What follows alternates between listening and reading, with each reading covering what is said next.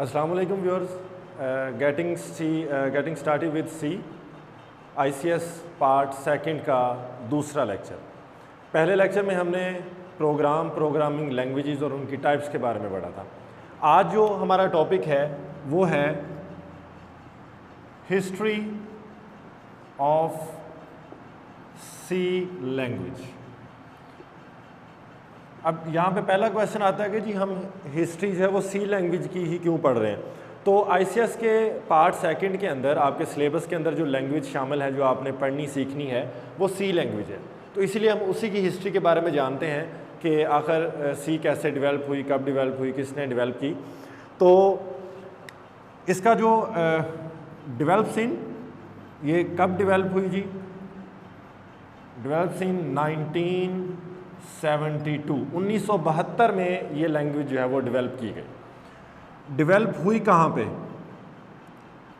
Eight AT&T labs. ठीक है, ये USA की एक लैब है AT&T लैब। यहाँ पे 1972 में 1972 में ये लैंग्वेज डेवलप की गई। डेवलप की किसने? उस इंसान का नाम क्या है जी? By Dennis Ritchie. ये एक साइंसदान था, रिसर्चर था कह लें, जिसने AT&T लैब्स के अंदर रिसर्च की, अपना वर्क किया और 1972 के अंदर उसने सी लैंग्वेज को डेवलप कर लिया। सी लैंग्वेज से पहले 1970 यानी 1970 के अंदर एक लैंग्वेज बनाई गई थी जिसको हमने बी लैंग्वेज बोला था। ठीक है, वो लैंग्वेज जो है वो केन थॉम्पसन एक साइंसदान था जिसने डेवलप की थी।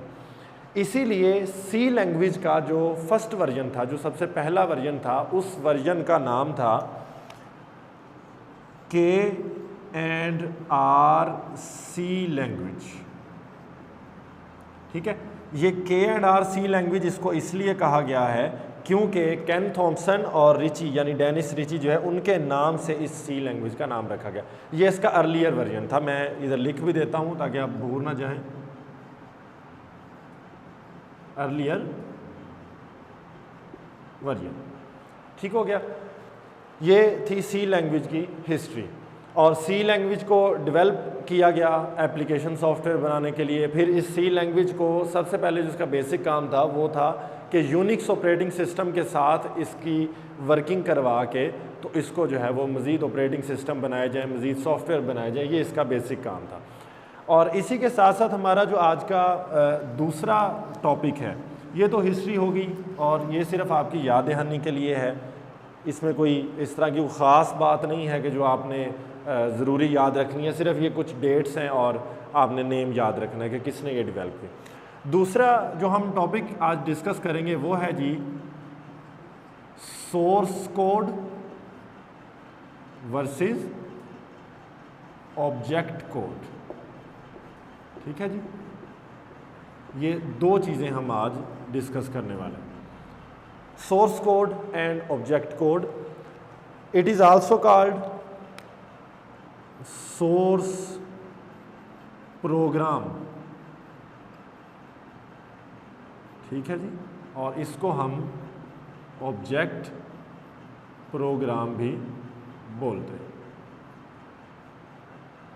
अब आ जाते हैं डिफाइन की तरफ। A code written in high level language।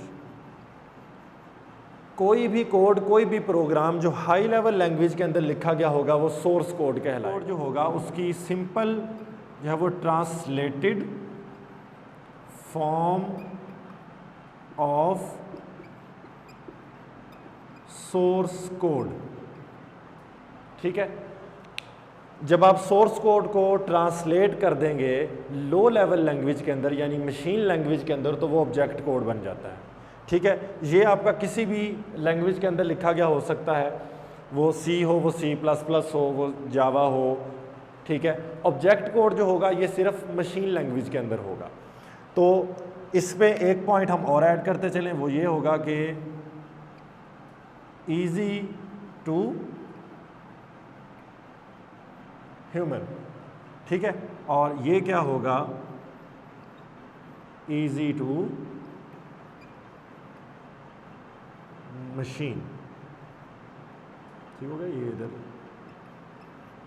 या इजी टू मशीन या इजी टू ह्यूमन, या ये कह लें कि जी easy to human understanding and easy to machine understanding, यानी ये इंसानों के लिए समझना आसान है और ये मशीन के लिए समझना आसान है। आपको पहले लेक्चर में ये चीज़ बताई थी कि जो हाई लेवल लैंग्वेज का प्रोग्राम होता है वो प्रोग्राम कंप्यूटर नहीं समझ पाता, कंप्यूटर हमेशा 0 और 1 की फॉर्म को समझता है, तो इसीलिए हमें हर सोर्स कोड को ऑब्जेक्ट कोड में कन्वर्ट करना पड़ता है। तो इसके बाद ये टॉपिक इधर ही हमारा मुकम्मल होता है, तो इंशाल्लाह अब हम मिलेंगे नेक्स्ट लेक्चर के अंदर। Thank you.